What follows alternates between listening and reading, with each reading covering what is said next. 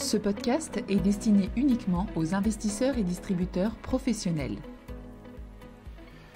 Bonjour à tous. Cette semaine, nous allons parler des enjeux économiques liés à la cybersécurité. C'est évidemment très ancré dans l'actualité, notamment après le piratage avec demande de rançon du plus gros pipeline de la côte est des États-Unis, le Colonial Pipeline, qui relie le Texas à New York et qui transporte 45% de l'essence de la côte est.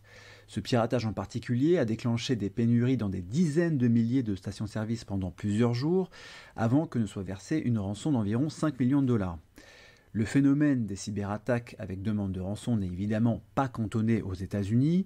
En France, l'ANSSI, l'Agence nationale de la sécurité des systèmes d'information, a dénombré en 2020 192 incidents liés à des rançongiciels, des ransomware en anglais, à l'encontre des organisations publiques et privées, contre seulement 54 en 2019. L'ANSSI note au passage qu'aucun secteur d'activité ni zone géographique n'est épargné, tout en soulignant une hausse des attaques à l'encontre des collectivités locales, du secteur de l'éducation, du secteur de la santé et d'entreprises de services numériques.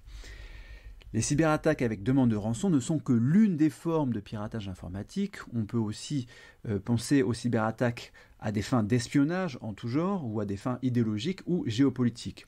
Et sur ce plan, on peut évoquer les cyberattaques dites SolarWinds en 2020, pendant lesquelles des données sensibles de plusieurs agences de gouvernement américains, dont le département du Trésor, ont été subtilisées par des hackers pendant plusieurs mois. En réalité, les cyberattaques sont amenées à perdurer, voire à être plus nombreuses dans les années à venir, notamment car la rentabilité de ces attaques est bien supérieure au coût de leur mise en œuvre, et le coût pour les entreprises et pour les gouvernements qui en sont victimes est de plus en plus élevé. Même si on a encore peu de statistiques officielles sur le sujet, une étude publiée en 2020 par la BRI et qui a pu analyser plus de 100 000 cyberincidents montre que le coût moyen par cyberincident a augmenté sur les 10 dernières années et que le coût des attaques sont en moyenne plus important pour les grandes entreprises. Un résultat notable de cette étude est que le secteur financier est victime d'un plus grand nombre de cyberattaques que les autres secteurs, mais subit moins de pertes en moyenne, notamment grâce à son plus fort investissement dans la cybersécurité.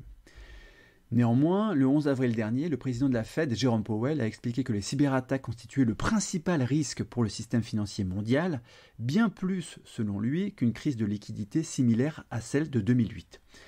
L'année dernière, une étude de la Fed indiquait d'ailleurs qu'une cyberattaque contre n'importe laquelle des 5 plus grandes banques américaines, qui l'empêcherait par exemple de réaliser des paiements, aurait des conséquences très importantes sur les autres banques et qu'en moyenne, 38% du système des paiements serait affecté, notamment en raison de la concentration des activités financières. Et cela implique évidemment des risques pour la stabilité financière. Ce qui est très clair, c'est que la cybersécurité est en train de devenir un poste de dépenses et d'investissement obligatoire pour les entreprises et pour les États. Et les différentes estimations disponibles évaluent le marché global de la cybersécurité à environ 160 milliards de dollars en 2020 et que ce secteur devrait croître de 10 à 12% par an sur les années à venir.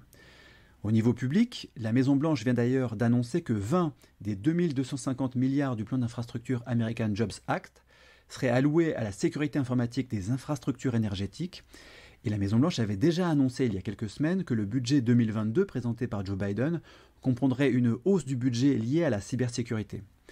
En Europe, les États membres de l'Union sont encouragés à intégrer des investissements relatifs à la cybersécurité dans leur plan de relance, et une partie du nouveau programme Digital Europe de 7,5 milliards d'euros de l'Union européenne sera consacrée à la cybersécurité. Bref, la cybersécurité est en train de devenir un enjeu économique de premier plan. Merci et à la semaine prochaine. Communication promotionnelle non contractuelle. Les commentaires et analyses reflètent l'opinion de CPRAM sur les marchés et leur évolution en fonction des informations connues à ce jour. Du fait de leur simplification, les informations données dans ce podcast sont inévitablement partielles ou incomplètes.